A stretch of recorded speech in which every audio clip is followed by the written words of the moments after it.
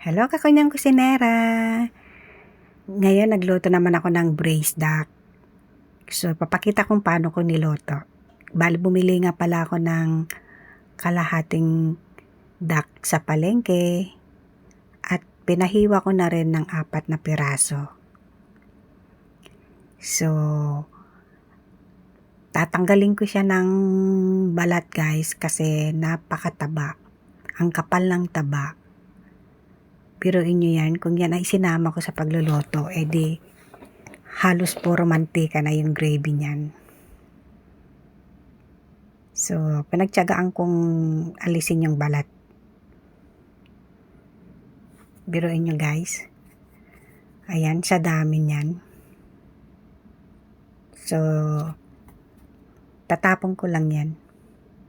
At tinugasan ko na yung yung itik o kaya duck. So, ito nga pala yung aking mga sangkap. Oyster sauce, soya, or toyo,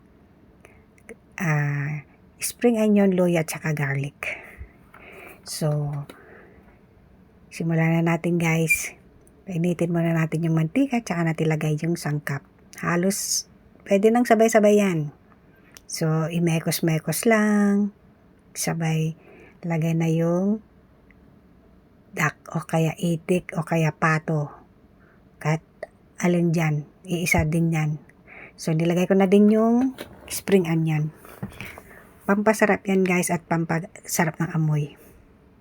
So, sinunod ko na yung soy sauce o kaya toyo, yung oyster sauce, tsaka yung spices. So, tinakpan ko lang ng sandali bago pagkakulo, nagdagdag ulit ako ng mga 1 cup of water. Tsaka ko hininaan yung apoy. Yan. Tingnan nyo ang gravy niya guys. Sa gravy pa lang, mapapa-only rice ka na. So, ito na ang outcome. Naglagay din ako ng boiled egg, tauko. Sure, labas ninyo na yung ating only rice dyan. Kain na tayo guys. Pwede yung sundan yung aking recipe guys. Masarap to, promise. Thanks for watching. Follow for more.